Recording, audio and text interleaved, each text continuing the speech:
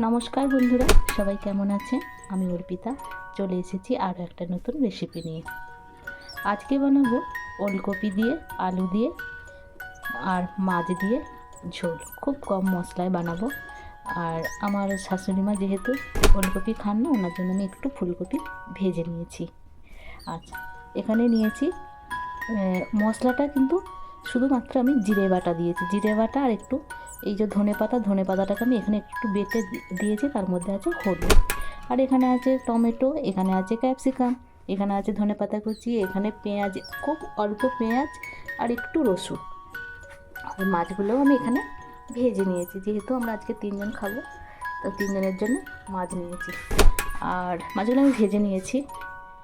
এই যে কড়াতে তেল দিয়েছি, তেল দিয়ে এবারে আমি এখানে আলুটা আর এই যে আলু আর এই যে এখানে আমি নিয়েছি ওলকপি, তো আমি এটা একটু হালকা করে ভেজে নেব। দেখতে থাকুন। আমি খুব কম তেলে এবং খুব অল্প মশলা দিয়ে আমি এটা রান্না করব। তো এই যে আলুটা আর আমি ওলকপিটা ভাজছি, এতে যেটুকু তেল থাকবে আমি ওটুকু দিয়ে ভেজে নেব। এটা মাছ ভাজার তেলটা।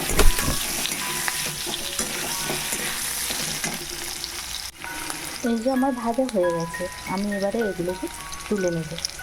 এই যে দেখুন, এই তেলটা আছে, খুব সামান্য তেল। আমি এর মধ্যে কালো জিরে ফোড়ন দিচ্ছি। আচ্ছা, এর মধ্যে আমি এবার দিয়ে দেবো এই যে আছে রসুন আর পেঁয়াজটা দিয়ে দিলাম, ক্যাপসিকাম দিয়ে দিলাম,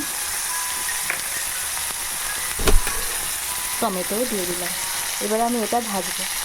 আর আমি এই পেঁয়াজটার সাথে পরিমাণ মতো নুন দিয়ে দিয়েছিলাম, প্রয়োজন হলে আমি আর একটা নুন দেবো। এই যে টমেটোগুলো গলে গেছে আর পেঁয়াজটা আমার ভাজা ভাজা হয়ে গেছে। আমি এর মধ্যে মশলাটা দিয়ে দিলাম।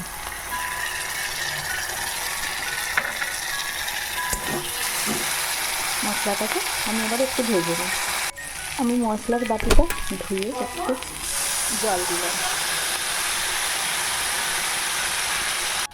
এই যে দেখুন, আমার মশলাটা ভাজা হয়ে গেছে। যেহেতু ধনে পাতা বাটা দিয়েছি, ওই জন্য মশলার কালারটা ঠিক মতো আসে না, কিন্তু খেতে অসাধারণ হয়। আপনারা বানিয়ে দেখবেন বাড়িতে। আচ্ছা, আমি এর মধ্যে এবারে ফুলকপি আর আমি আলু আর ওলকপিগুলো দিয়ে দিচ্ছি, দিয়ে আমি আর একটু ভেজে নেব। এই দেখুন, আমার আলুর সাথে মশলাটা দিয়ে ভাজা হয়ে গেছে। এবারে আমি জল দেব। এর মধ্যে আমি জল দিয়ে দিচ্ছি।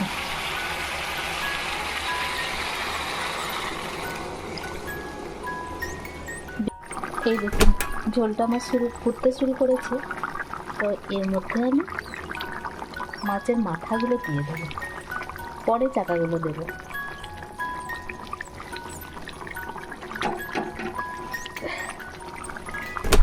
আমি এখন সামান্য একটু ধনে পাতা ছড়িয়ে দিচ্ছি, আবার নামানোর সময় একটু দেবো। খুলে ঝোল রেডি। আচ্ছা, আমি এবারে মাছগুলো দিয়ে দিচ্ছি। ফুলকপিগুলো দিয়ে দিচ্ছি।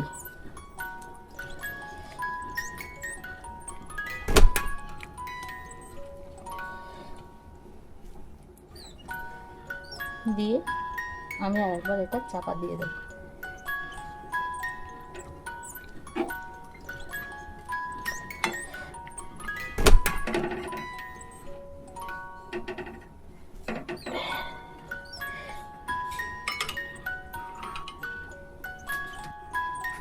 দেখি ঝোলটা হলো কিনা। ঝোলটা হয়ে গেছে। আর এই মাছটা কিন্তু আমাদের পুকুরের আজকে টাটকা মাছ ধরেছে, টাটকা মাছ দিয়েই করলাম। তাহলে আমি উপর থেকে ধনে পাতা ছড়িয়ে দিচ্ছি। এবারে আমি একটু পরিবেশন করে দেখাবো। এই দেখুন, মাছের ঝোল আমার রেডি। আমি এখানে পরিবেশন করেছি ওলকপি, আলু, ফুলকপি আর জিরে বাটা দিয়ে মাছের ঝোল। ঠিক আছে, আজ এই পর্যন্ত। সবাই ভালো থাকবে।